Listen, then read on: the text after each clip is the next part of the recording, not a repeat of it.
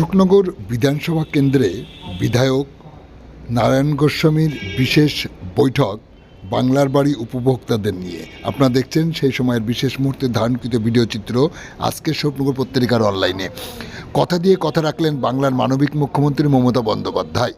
তিনি কথা দিলে কথা রাখেন, সেই মতো সারা রাজ্যে 12 লক্ষ মানুষের মাথার ছাদ করে দেওয়ার প্রতিশ্রুতি দিয়েছিলেন তিনি। ইতিমধ্যে সমস্ত রকম প্রক্রিয়া শেষ করে উপভোক্তাদের নিজ নামে ব্যাংক অ্যাকাউন্টে টাকা ঢুকতে শুরু করেছে। সেই মতো আজ বৃষ্টি ভেজা সকালে অশোকনগর বিধানসভা কেন্দ্রের বিধায়ক হাবড়া 2 নম্বর ব্লকের 3852 জন উপভোক্তাকে সাথে নিয়ে বিশেষ বৈঠক করে কি বললেন, সাথে থাকুন, শুনতে থাকুন। মূলত আপনাদের জন্য আজকে সভাটা ডাকা।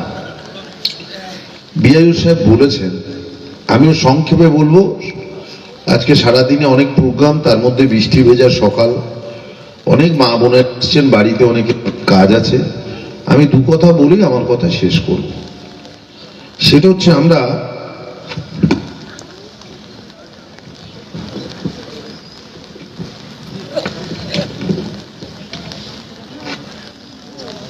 আমাদের এখানে মোট 4782 জন তাদের এই বেনিফিশিয়ারি তারা পাওয়ার যোগ্য বলে দাবি করছিলেন। সেখান থেকে আফটার এনকোয়ারি এলিজিবিলিটি পেয়েছে 3852। তার মধ্যে আমরা টাকা দেওয়াটা মাননীয় মুখ্যমন্ত্রী শুরু করেছেন, সেটা 17ই ডিসেম্বর থেকে। এই ডিসেম্বরের মধ্যে আপনারা প্রত্যেকে টাকাটা পেয়ে যাবেন। এটা আগে কি নিয়ম ছিল? আগে ছিল ইন্দিরা আবাস যোজনা, পরে নাম হলো বাংলা আবাস যোজনা।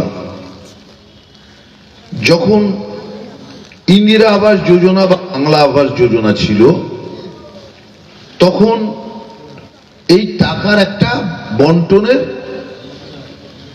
বিশেষ ব্যবস্থা ছিল। কারণ কেন্দ্রের সরকার এবং রাজ্যের সরকার তাদের প্রথম ভাষা হচ্ছে রুটি কাপড়া আউর মাকান। মানে রুটি মানে খাওয়ার ব্যাপার, কাপড়া মানে জামা কাপড়, এবং মাকান মানে ঘর। সেই জন্যে মাকানটা অত্যন্ত গুরুত্বপূর্ণ। ঘর তো থাকা দরকার, মাথার উপর একটা ছাদ যদি না থাকে তাহলে আমরা বাঁচবো কি করে? একটা শেল্টার যদি না থাকে আমরা বাঁচবো কি করে? এই জন্যে কেন্দ্রীয় সরকার 60 ভাগ টাকা দিত। ধরুন 100 টাকা যদি খরচ হয়, 60 টাকা দিত কেন্দ্রীয় সরকার আর 40 টাকা দিত রাজ্য সরকার। এইভাবেই চলছিল। আমাদের বাংলার বেনিফিশিয়ারির সংখ্যা ছিল 11 লাখ। মুখ্যমন্ত্রী মমতা বন্দ্যোপাধ্যায় এবং আমাদের পিএনআরডি পঞ্চায়েত দপ্তর দিল্লির কাছে এনকোয়ারি করে রিপোর্ট পাঠিয়ে দিয়েছিল 2 বছর আগে। 2 বছর ধরে ওই যে 100 টাকায় 60 টাকা, এই 11 লক্ষ বাড়ির যে 60% টাকা, সে টাকাই 2 বছরের মধ্যে কেন্দ্রের সরকার, বিজেপি সরকার, নরেন্দ্র মোদী সরকার টাকা দেয়। আচ্ছা বলুন, একটা প্রশ্ন, আমরা যেমন পশ্চিমবাংলার মানুষ, আমরা তো দেশেরও মানুষ, ভারতবর্ষের মানুষ। We are Indian. আপনি কেন্দ্রীয় সরকার, আপনার কাছে অর্থনৈতিক সক্ষমতা অনেক বেশি, কারণ ইনকাম ট্যাক্স আপনি নেন, জিএসটি আপনি নেন, সেস গ্রান্ট আপনি নেন, আপনার কাছে বেশি টাকা, রাজ্যের কাছে কম টাকা। তাহলে যার আপনার কাছে বেশি টাকা, আমরা যারা পশ্চিমবাংলার মানুষ 10 কোটি ধরুন, আমরা কি দেশের বাইরের লোক? হতে পারি আমরা বিভিন্ন পলিটিক্যাল পার্টি করি, সেটা একটা ব্যাপার। ধরুন আমি বিধায়ক, মমতা বন্দ্যোপাধ্যায় আমাকে টিকিট দিয়েছে, আমি এমএলএ হয়েছি, আমি জয়যুক্ত হয়েছি। তার মানে এইটা তো নয় যে অশোকনগর বিধানসভার 3 লাখ লোক সবাই আমাকে ভোট দিয়েছেন। সবাইকে আমায় ভোট দিয়েছেন? না, এটা হয় না। আমার বিরোধী থাকবে। গণতন্ত্রে এটাই সৌজন্য, এটাই সুন্দরতা। কিন্তু আমি আর বলতে পারবো না যারা ভোট দেয়নি আমি তাদের বিধায়ক নই, এটা বলা আমার সাজে না। আমি তাদেরও বিধায়ক। তাই আমরা পশ্চিমবাংলায় যারা মমতা ব্যানার্জিকে ভালোবাসি, আমরা ভোটাভুটির বিষয় যাচ্ছি না, আমরা যারা মমতা ব্যানার্জিকে ভালোবাসি, আমাদের উপরে রাগ দেখিয়ে আপনি দেশের সরকার, আমরা যারা গরিব মানুষ, যারা ঘর পাওয়ার যোগ্য, আমাকে বঞ্চিত করবার অধিকার কি আপনার আছে? নেই। আপনারা জানুন, গরিব মানুষ তো আপনারা জানুন, মমতা ব্যানার্জির সরকার কেন্দ্রের কাছে কত টাকা পাবে বলুন তো? ন্যায্য টাকায় জিএসটি, সেস গান 1,71,000 কোটি টাকা। মাথা ঘুরে যাবে। কোন স্কুল বাড়িতে যদি সংখ্যা দেখেন, এই দেয়াল ফুরিয়ে যাবে, সংখ্যা ফুরবে না। 1,71,000 কোটি টাকা মমতা ব্যানার্জির সরকার নরেন্দ্র মোদীর সরকারের কাছে পাবে। এর মধ্যেও কিন্তু জননেত্রী, আমাদের মানবিক মুখ্যমন্ত্রী, মানবী বাংলার জনগণ মন অধিনায়িকা মমতা ব্যানার্জি আপনাদের বাড়ি তৈরির দায়িত্ব নিয়েছেন। এই হাবড়া 2-এ 3,500 আর সারা বাংলায় 12 লক্ষ মানুষের বাড়ি তৈরির দায়িত্ব নিয়েছেন। আমাদের জেলায় এখন 56,000 দেওয়া হচ্ছে। তার মধ্যে প্রায় 10,000 লোক ওই দিদিকে বলো নাম্বারে ঘর পেয়েছে, ওই 9137091370-তে ঘর পেয়েছে। আমাদের মধ্যে মনে হয় ওসি এসছেন, বোধ হয় ওসি আমাদের মধ্যে উপস্থিত হয়েছেন। ওনাকে আমি দেখেছি বিশেষ কারণে, কারণটা আপনারা শুনলে বুঝতে পারবেন। থ্যাংক ইউ, বসুন। সেটা হচ্ছে, তাহলে এই পুরো টাকা 1,20,000 টাকাই কিন্তু মমতা ব্যানার্জি আপনাদেরকে দেবেন। এখন 60,000, আর আপনার 60,000 টাকার বাড়ি তৈরি করবেন যতটুকু, সেইটার কমপ্লিট সার্টিফিকেট বিডিও, পঞ্চায়েত, ইন্সপেকশনের পরে বাকি 60,000 পাবেন। ওই 60,000 যদি ইনকমপ্লিট থাকে, পরে 60,000 পেতে সমস্যা হবে। এবং ওখানে আপনাকে বলে দিয়েছি এই 60,000 টাকা আপনাকে কি কি করতে হবে। ভিত করতে হবে, এ করতে হবে, সম্ভবত লিন্টন পর্যন্ত, বিআইও সাহেব, লিন্টন পর্যন্ত কিন্তু আপনার এই 60,000 টাকায় করতে হবে। এবারে আপনি আপনার মতো করে করলেন, হবে না। আপনি আপনার মতো করে একটু অমুক তমুক 7-17 হবে না। আপনাকে লিন্টন করতে হবে। ইঞ্জিনিয়াররা যাবে আপনার বাড়িতে, ছবি তুলে আনবে, সেই ছবি বিডিও সাহেব ডিএম এর মাধ্যমে নবান্নে পাঠাবে, সেটাতে ডিপার্টমেন্ট স্যাটিসফাই হবে, তারপরে 60,000 দেবে। অনেক সময় আমরা যেহেতু গরিব মানুষ, নুন আনতে পান্তা ফুরোয়, 60,000 টাকা অ্যাকাউন্টে ঢুকে গেল, এরপরে মায়ের অ্যাকাউন্টে ঢুকলো, বাবা বলল কি, দেখো আমি তো বেকার, একটা চায়ের দোকান খুলি, তুমি অতি 20,000 টাকা আমার দাও। মুশকিল। নুন আনতে পান্তা ফুরোয়, টাকা ঢুকে গেলে আমাদের মাথায় অনেক পরিকল্পনা আসে, আপনার কিন্তু ঘর কমপ্লিট হবে না। সুতরাং বলুন মমতা ব্যানার্জি, এবং এটা বলবেন, আমি দাদাদেরকেও বোঝাচ্ছি আর দিদি মাদের বলছি, মা এটা বোঝাবেন যে আমাদের ঘরের জন্য মমতা ব্যানার্জি টাকা দিয়েছেন, তুমি অন্যভাবে ব্যাপারটা মেটাও, ঘর থেকে কিন্তু দেওয়া যাবে না। দিলে আর বাকি 60,000 আসবে না, ও কোনোদিন আপনি আর পাবেন না। এইটা কিন্তু আমাদের মাথায় রাখতে হবে। আর বিআইও সাহেব বলেছে, দেখুন মিষ্টি মানে গুড়, চিনি, রসগোল্লার রস যেখানে থাকে, ওখানে বাবা পিঁপড়ে এসে হাজির হয়, হয় কি না? সুতরাং এই টাকা, বিআইও সাহেব বলেছেন, আমি ওই ব্যাপারে খুব একটা বলবো না। টাকা গেলেই অনেকে বলতে পারেন, বা কেউ কেউ বলতে পারেন, আমরা চাইবো কেউ যেন এই কথা না বলেন। বলতে পারেন আমি যোগাযোগ করেছি, আমি তোমার খবর দিয়েছি, আমি এই ব্যাপার কারুর কথা শুনবেন না, নবডি। এবং যদি কেউ একথা বলে, আপনাকে বললাম নাম্বার লিখে নিন, মমতা ব্যানার্জির নাম্বারে ফোন করে তার নামটা জানিয়ে দেবেন, 9137091370। আপনার নাম ঠিকানা মমতা ব্যানার্জির দপ্তর কাউকে জানাবে না।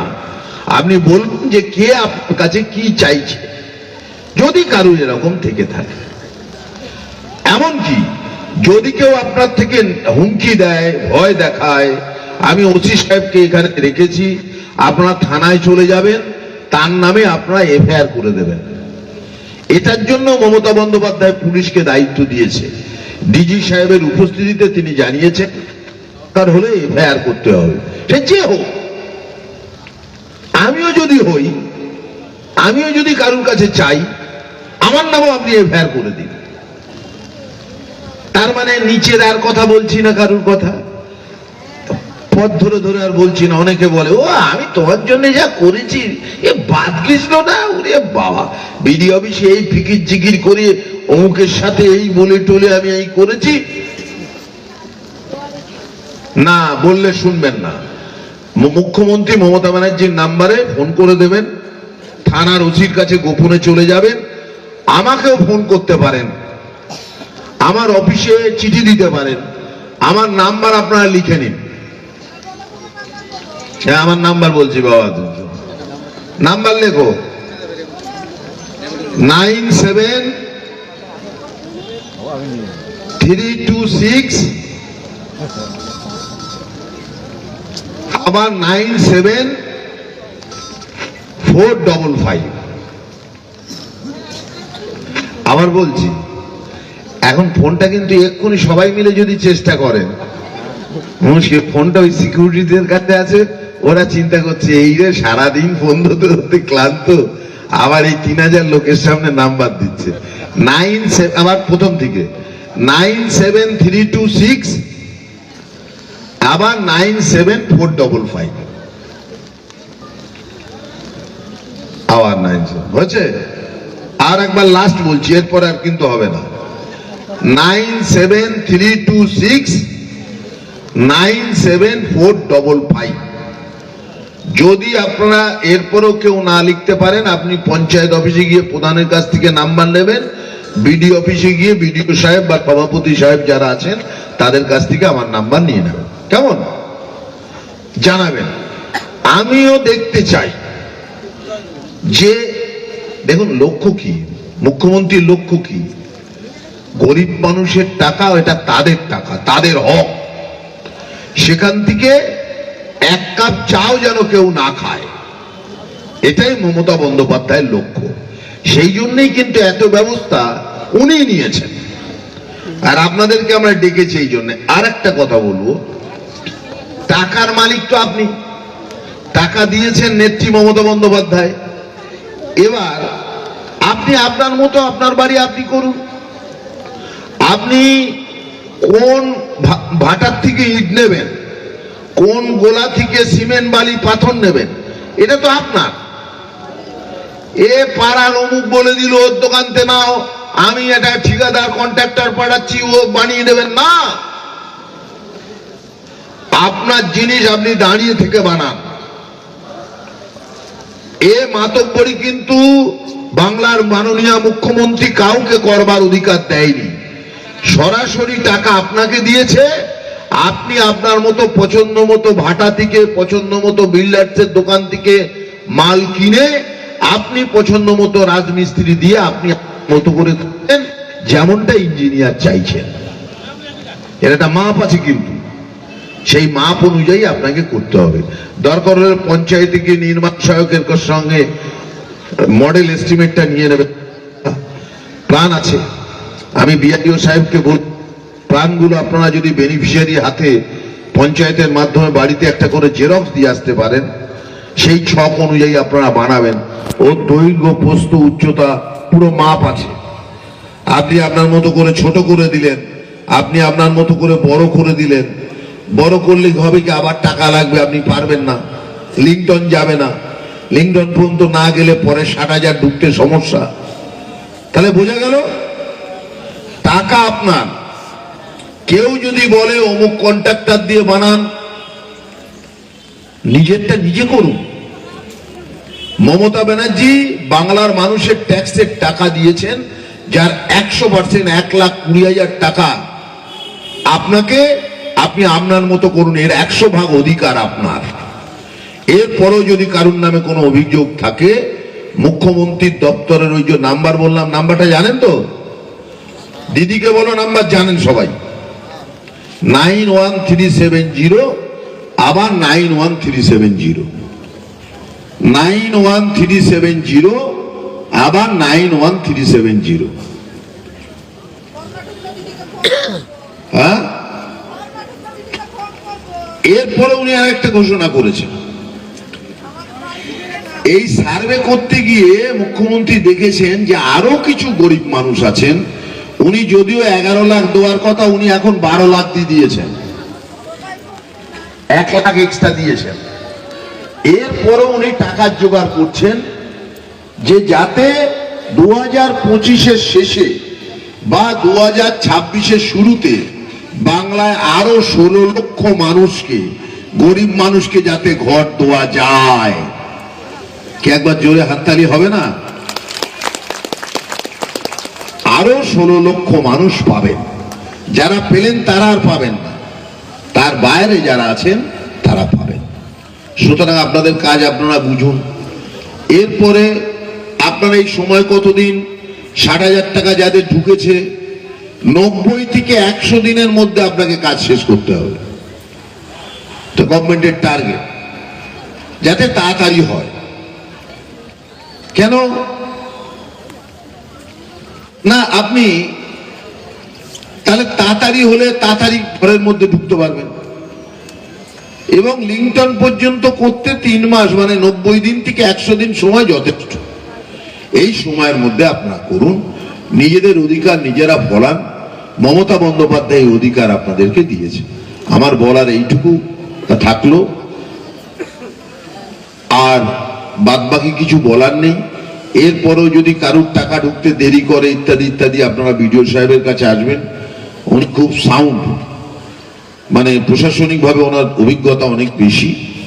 আর এক কথা বারবার বলবো না, সারাদিন অনেক কর্মসূচি, আপনাদেরও বাড়ি ফিরে রান্না বাড়ি করতে হবে, নাই তো আবার বলবে দেখো কোথায় গেছে, ঠিক নেই বাবা। তো সবাই ভালো থাকুন। সামনে নতুন ইংরাজি বছরে আপনাদের শুভেচ্ছা অভিনন্দন জানাই। আর অশোকনগর আমি কালকে নাগরিক কনভেনশন ডেকেছি, অ্যাপার্ট ফ্রম পলিটিক্স। আগামীকাল 3:30-র সময় অশোকনগর কচুয়া। আপনাদের যাওয়ার আমন্ত্রণ জানাই। জানি সবার পক্ষে যাওয়া সম্ভব নয়, কিন্তু আমাদের নির্বাচিত প্রতিনিধি যারা আছে সবাইকেই আমি এখন আমন্ত্রণ জানিয়ে রাখলাম, সবাই ওখানে যাবেন। নাগরিক হিসেবে ওখানে আমাদের পলিটিক্যাল কোনো, যেহেতু নাগরিক কনভেনশন, নিশ্চিতভাবে আমি তৃণমূল করি, আমার একটা পতাকা আছে, আমার একটা প্রতীক আছে, কিন্তু কালকে ওখানে নাগরিক কনভেনশন ওসব থাকবে না। আমি অ্যাজ বিধায়ক, মুখ্যমন্ত্রীর ছবিটা থাকবে, আর আপনাদের সমস্ত কথা শুনবো। আপনাদের হাতে মাইক থাকবে, যার উত্তর দেওয়ার মতো থাকবে বিষয়, আমি সেইগুলোর উত্তর দেব। আপনাদের আগামী দিনে যদি কিছু এলাকার ডেভেলপমেন্টের পরামর্শ থাকে, সেগুলো আমি নথিভুক্ত করব। এবং আমি মানুষের কথা শুনতে চাই। মুখ্যমন্ত্রী এই কথাটা বলেন। আমরা অনেক সময় মনে করি যে আমি এটা এমএলএ হয়ে গেছি মানে আমি বিশাল ব্যাপার হয়ে গেছে। না, শেখার শেষ নেই। আপনি হয়তো একটা দিন মজুর, আপনার মাথাতেও এমন কিছু থাকতে পারে যা আমার মাথায় নেই। আমাদের কাজ হচ্ছে এটাকে শুনে আগামী দিন এলাকার ডেভেলপমেন্ট করা। আগামীকালকে আসুন 3:30-র সময় মোট। আর অশোকনগর উৎসব আমরা কবে করছি? 12ই জানুয়ারি, বিবেকানন্দের জন্মদিন থেকে 19শে জানুয়ারি 2025। এবছর হরিপুর মাঠে হচ্ছে। এবছর আমরা হরিপুর মাঠে অনেক বড় করে করব, এইটা জানাই। আর আমরা যেহেতু রাজীবপুরে আমরা একটা যাত্রা উৎসব করি, বোধহয় 2 থেকে 3 দিনে, এবছরও হবে, সেটা আমরা জানুয়ারি মাসের শেষের দিকে করব, একটু ঠান্ডা কমলে কোনো একটা গ্রামের আমরা যাত্রা প্রতিযোগিতা, যাত্রা কম্পিটিশন বিনামূল্যে যেটা করি সেটা আমরা করব। আজকে আপনাদের প্রত্যেকের উপস্থিতির জন্য ধন্যবাদ জানাই। আপনারা নিশ্চয়ই সমৃদ্ধ হলেন। বিডিও সাহেবের অফিসার বললেন, ওসি সাহেব কিছু বলবেন? হ্যাঁ, দু কথা বলুন না তো। আপনাদেরকে ধন্যবাদ না উনি দিয়ে শেষ করে দেবেন। আপনাদেরকে অনেক অনেক ধন্যবাদ জানাই। আবারও বলি, টাকা দিয়েছেন মমতা বন্দ্যোপাধ্যায়, এটা আপনার অধিকার। পুরো টাকা যেন ব্যয় হয়, অন্য কারোর মাতব্বরি শুনবেন না। হ্যাঁ,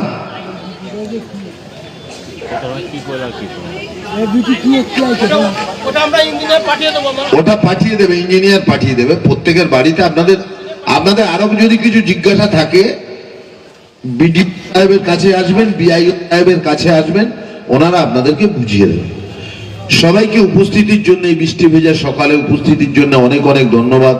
বয়স্কদের আমার প্রণাম, আমার সালাম জানিয়ে আমার কথা শেষ করি। ধন্যবাদ, নমস্কার, সবাই ভালো থাকুন। এবার আমি পুলিশের ওপরে এই ব্যাপারে কি ডাইরেকশন মাননীয় মুখ্যমন্ত্রী দিয়েছেন সেই বিষয়টা বলবার জন্য আমাদের অশোকনগর থানার ভারপ্রাপ্ত আধিকারিক তাকে কিছু বলবার জন্য অনুরোধ করছি। নমস্কার, নমস্কার এমএলএ সাহেবকে। স্যার সারা বছর বিভিন্ন কর্মসূচির মধ্যে যুক্ত থাকেন। তার একাধিক কর্মসূচি আমি দেখে যাচ্ছি যে যেমন উৎসব চলছে, তার সাথে সাথে যে বাংলার বাড়ি, এই যে আবাস যোজনা, সেক্ষেত্রেও আপনারা কতটা সেইভাবে কোনো রকম সমস্যার সম্মুখীন যাতে না হন সে বিষয়ে উনি যথেষ্ট ভাবনা চিন্তা করেন এবং যথেষ্ট বিচলিত। যার আজকের এই বৃষ্টির দিন উপেক্ষা করেই উনি চলে এসেছেন। স্যারকে অনেক ধন্যবাদ। উপস্থিত বিডিও সাহেব, হ্যাঁ, এবং আপনারাও এসেছেন, সবটিকে অনেক ধন্যবাদ। স্যার মোটামুটি পুরোটাই বলে দিয়েছেন। আমি শুধু